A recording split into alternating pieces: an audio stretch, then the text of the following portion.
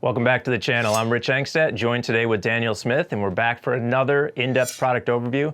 This time we're going to talk about the Vanquish integrally suppressed rifle.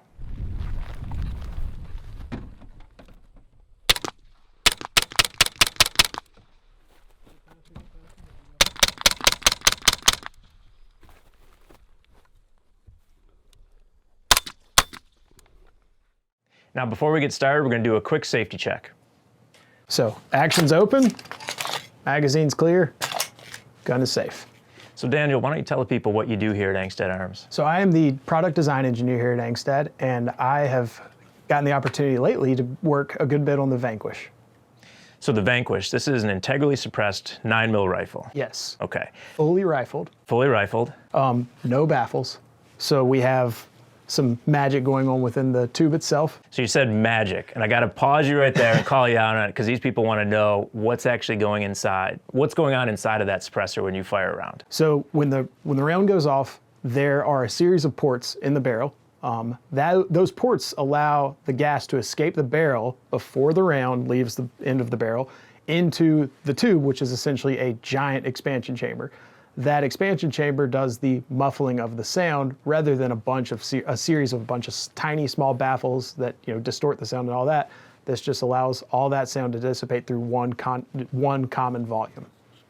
Okay, so baffleless and fully rifled. So yes. Unlike if we were to compare this to a traditional integrally suppressed barrel, where you basically have a shorter barrel, yes. right? The bullet leaves the barrel and then it goes through what we would consider a traditional suppressor, right? Yes. And that opens up the chance for a baffle strike. Yes. So with this system, no chance for a baffle strike because there is no baffles. Can't have a baffle strike without baffles.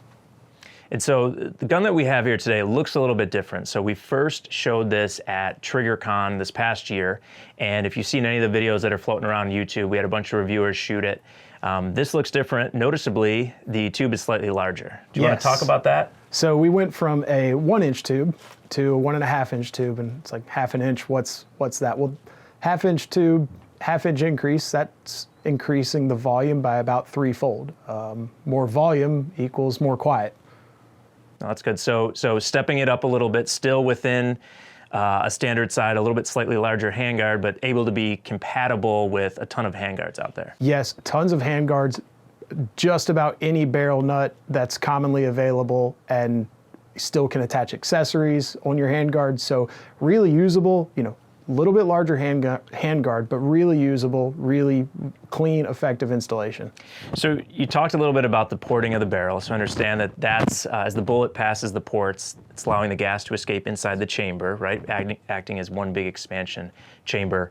What are the other benefits of having a ported barrel in this sort of system? So the way that the Vanquish barrel is ported, it allows for a lot of those propelling gases to be bled off earlier, which gives you the luxury of taking traditional 115 grain supersonic rounds in a normal configuration and dropping them down just below the speed of sound, so you don't get the crack, the supersonic crack that a traditional 115 round will do. So it'll actually allow you to bleed off velocity beforehand. Okay, so I could shoot regular Winchester white box or any sort of 115 grain ammo that I could get previously in Walmart, a gun store yes.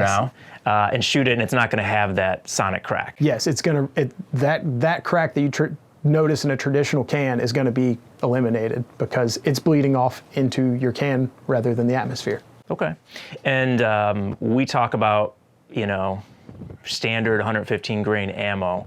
At the speed at which it's going supersonic in there, is that based on any other factors other than what I read on the side of an ammunition box? Just a few. So everything from air temperature, humidity, altitude, barometric pressure, anything that affects the weather will affect the speed of sound.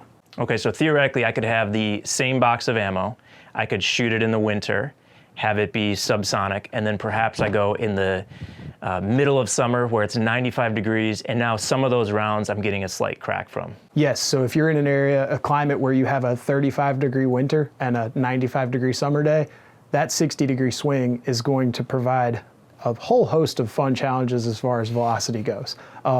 When you get down to that large of a temperature swing, you're seeing everything from air density being affected all the way down to the cartridge itself with the powder burn internally in the cartridge.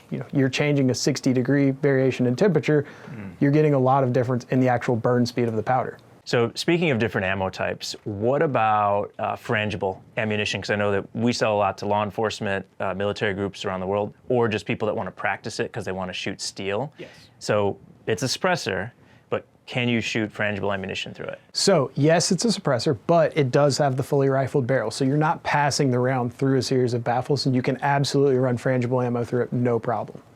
Now what about, I'm looking at the ports right here, and to me, if I were to angle the barrel like this as it would get installed in the gun, they're at what would seem strategic locations. Yes. Right? So can you tell me how you arrived on the placement of these ports and perhaps how many there are? Yes. So the real velocity from a 9mm round is happening within the first 6 inches of the barrel. Okay. You're just about, I won't say all, but just about all of your powder is being burned off within that first 6 inches. So you'll see that this barrel is loaded down with ports in the first 6 inches. Right there, we're cheating, and almost all of the ports fall within that. The later ports that you see are really doing you a better service on slower burning powders like subsonics. Okay. So with that being said, there are ways you can tune this. Okay, and how would you tune this if you wanted to? So for example, these 4 ports at the start, those are your adjustable ports. They're threaded. If you're traditionally shooting a 147 grain round that's always subsonic, there's no reason to bleed off velocity. You can plug these with set screws that will be provided. That's going to allow you to shoot a much more consistent, staying right at subsonic, but not quite as much of a drop as you would need out of a supersonic round to reduce the crack. Okay, and so these first 2 rings are threaded? Yes. Okay, and if I wanted to tune to a specific type of ammo, maybe it's my self-defense ammo that I shoot all the time, where would I start with tuning and what would I be looking for? Your biggest drop is going to come from the set of rings, your biggest change in velocity is going to come from your set of rings closest to your chamber. Okay. After that, then you can start walking down and playing with the next set of rings. So if you really want to start with the biggest change possible, plug all 4 by the chamber. Then start walking your next one. If you don't want to do as aggressive, you could go to the next set of rings. Okay, so if I was already shooting 147 grain ammo and it was subsonic, maybe I do start plug everything. Does it still sound as good? Maybe I'm done already. Maybe I want to drop it slightly more and I'm shooting through a chronograph and I want to adjust the velocities a little bit more. I could do that. Yes, and a lot of that can be tailored to the shooter, type of ammo you're shooting, where you're shooting, again, going back to that climate thing. So the adjustability, it's, you have 8 ports of adjustability, which allows for a good deal of variation. Okay. And so one more thing while I'm holding the barrel. So at the rear of it, this is a standard AR-15 barrel extension, correct? This is a standard, everything traditional AR9 that you would see in your AR9 at home, this will drop directly in. Okay, so if I've got an Angstadt Arms UDP, let's say, I could theoretically just buy this suppressor barrel in the shroud as a package, install it, yes, and I'd be good to go. Absolutely. Okay, and if I had any number of third-party manufacturers out there, another upper receiver or lower, I could absolutely run this. Okay. Anything with standard AR barrel nut, you're good. Okay, and so the only other thing I'd want to be careful with is the ID of the handguard, correct? Yes. Because I do need to clear the shroud, which you said was 1.5 inches. Yes. So I think the gun that we have here has an Aero Precision handguard on it. There's plenty of clearance. I can see you've got a M-LOK vertical foregrip, so all my M-LOK attachments are still accessible if I want to use them. Yes, your standard 1024 M-LOK screws and T-slots are going to work just fine on this. Very popular Aero handguard. Everything fits fine from handguard or from vertical foregrips to QDs. Take your pick, your accessories will go on here just fine. Okay, and so you mentioned M-LOK. So there is a standard, obviously, for M-LOK. What about the screws that come with various accessories? So that is probably going to be the one area that you're going to have to make adjustments in. That said, it's nothing more than changing the length of the screw. So your 1024 screw is still going to be the standard. The only adjustment you're going to have to make, you might have to find a shorter screw to accommodate the gap between the T-slot and the suppressor tube itself. Okay, and so if you purchased the unit, a complete upper or a firearm from us, it would come with a variety of screws in there, but you're saying if you needed something particular, you could basically go to the hardware store, get that thread pitch and just have a slightly shorter length. Yes, because you're already going to have your standard T-slots that came with your accessory. You already know it's a 1024 screw, finding the right length, and life is good. Okay. So we talked about ammo selection, how you can shoot 115 grain ammo and have it be subsonic. We talked about the fact that you can't have a baffle strike because there's no baffles. No baffles. The other cool feature that I like about the Vanquish is the maintenance, or I should say maybe lack thereof. Why don't you walk us through typical cleaning of a Vanquish rifle? So your best bet on cleaning a Vanquish is going to be removing the tube after a normal range session, removing your shroud, you know, popping your caps off, and then wiping out your tube, and that's going to be about it for maintenance. It's 316 stainless, so it's really tough. It's really corrosion resistant. You're not going to do a lot that's going to mess this up. Mainly just keeping it free of debris for the shooter's convenience is probably the best thing you can do at that point in time. When you get into a little bit higher round count, I mean, we've shot this thing full auto to 5,000 rounds. So when you get into a little bit higher round count, you're going to notice some fouling in the porting. Taking a 1/10 of an inch ream is a good way of cleaning that out, but we've never really noticed a noticeable difference or a perceivable difference in sound with those ports after 5,000 rounds. So it's really, you're still getting a lot of gas flow through them, even with that little bit of fouling. Okay, so I shouldn't, as an owner, I shouldn't be fearful if I did. Let's say I went to 5,000 rounds without, you know, taking the handguard off and wiping down the outside of the barrel, and those holes are slightly smaller.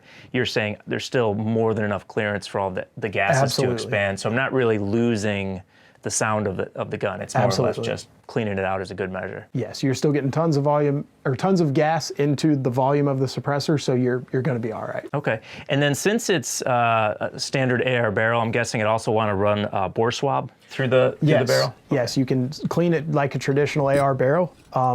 If you are a person who has an ultrasonic cleaner, you can always use your standard AR disassembly technique and pull it apart, put your parts in your ultrasonic cleaner. The Cerakote's just fine in the sonic cleaner, so you can put pop the caps off, pop the barrel off, put the entire assembly into a sonic cleaner. Okay, that's great. So it's a suppressor. I'm assuming I could run it wet, correct? Absolutely. Okay, and if I did that, would that dictate a different cleaning schedule? Yes, if you're gonna run the suppressor wet, every range session you shoot the suppressor wet on, you're gonna wanna remove your handguard, wipe your barrel down with a good oil rag, dry out your can as best as you can. If you have some compressed air to blow it out, that's fine. A rag that you can pass through is fine. Again, it's 316 stainless, so maybe just leave it uninstalled for a day or so and let the water, water it dry out, okay. and that's going to be just fine. One thing as a suppressor owner myself that really annoys me about the how to run a suppressor wet conversation is nobody ever tells you how to do it. I'm here to change that. This is a very simple unit. Take it off the gun. You're going to hold your finger over one end. You're going to hold it upright, pour approximately an ounce of water. It's nothing exact at this point in time. Give it a good, tilt back and forth, and just dump that water out. It's going to leave enough water coating the inside of the can to give you that cooling effect that you want out of running a suppressor wet. That's all you have to do. Screw the can on the gun horizontally, life is good. And why would I want to run a suppressor wet? So many awesome reasons why you want to run a suppressor wet. It eliminates first round pop in a traditional can, but we don't have that problem. In our can, it does a great job helping you make up for, again, temperature is everything. The volume you hear from a gunshot is coming from hot expanding gases. The faster you can find a way to cool those gases, the quieter that report's going to be. When this is full of cold water, you have a way faster means of getting all that extra energy out of all that expanding gas, greatly reducing the sound of the gunshot. Okay, so I shoot the gun, sounds amazing, I'm really happy with it. You're saying I put some water in and I'm that much more happy. It's just gonna make it that much quieter. You're gonna put that much, when you run this thing wet, it's gonna make an awesome sounding suppressor sound even more awesome. And we should talk about that because obviously we've been saying the word suppressor over and over again. And one thing that people were asking me is I had this at TriggerCon was, well, it doesn't have baffles. Is it still a suppressor? Per the ATF, do I have to pay a tax stamp for this? 100% yes. Okay. This is a suppressor all day. It is a device that muffles the sound of a gunshot. Per the definition and the original patent of a suppressor, I believe, that is all day a suppressor. So you will have to pay a tax stamp for the Vanquish. Okay, and so the gun that we've been showing this whole video is the SBR version, yes. Right? So this is smaller. Yes. And I should say we have two variations of complete rifles. The SBR one that you're holding, which is the barrel on that is 10.5. 10.5, yes. And then there's also a rifle variant. Yes, 16-inch rifle and a 10.5-inch short-barreled rifle. Okay, in between the two, if I was on the fence, how would you make a determining factor? Should I go SBR? Should I go rifle? So there are a couple factors. The SBR is obviously going to be a 2-tack stamp gun for your short-barreled rifle and your suppressor. That said, the form factor of this thing is amazing. I mean, it's compact. If you're into that kind of shooting, that's going to be the direction you want to go. So home defense, yes. Personal defense gun, something that I can maneuver around with. This would be the absolutely. way to go. And when you're in this for an SBR, it is a rifle at that point in time. You will never have to pay attention to anything related to the brace situation from here on out, because this gun is a rifle. You've paid taxes on it. You have a 2-stamp gun.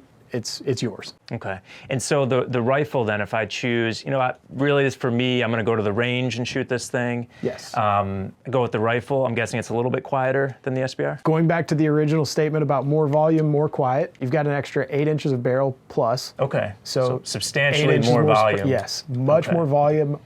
Definitely going to be noticeably quieter, but also a single stamp gun. And if it's going to be a pure target gun for you, something really fun and really quiet to shoot, it's a great option. Okay, that's great. And then what if, going back to my example, I already have a UDP9 or I have another manufacturer's AR. I could buy this in a couple different other variations, right? So I could buy a complete upper? Yes, you can buy a complete upper. You can buy suppressor, setup, barrel only, and then all the way down to complete gun. So we have all flavors in between, from just the suppressor to the complete gun. Okay, and let's spend a minute. Maybe we'll talk about some of the little bells and whistles on the gun, because I think we've done a really good job of upgrading this gun. Yes. You are buying it obviously for the suppressor and the way that it sounds, but if you look at it, and I've been sitting here watching it, there's a lot of other upgrades on here which just make it an overall nice gun to shoot. Yes, for sure. It's, your B5 stock, you've got a B5 grip.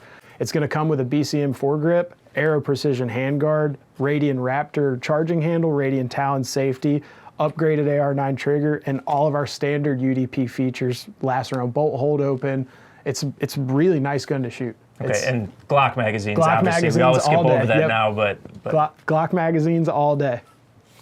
So we showed you the Vanquish 9, and this is definitely the next product that's coming out for us in a couple of different variations as we showed you today, but we have been working on some other stuff. Some of you may have seen this. Again, if you're on YouTube and you see some of the videos at some of the other shooting events, why not show the people here what we're talking about? We have got the Vanquish 1022 Takedown, which some of you may have seen the 1022 Standard at SHOT Show. This is kind of the next iteration of that.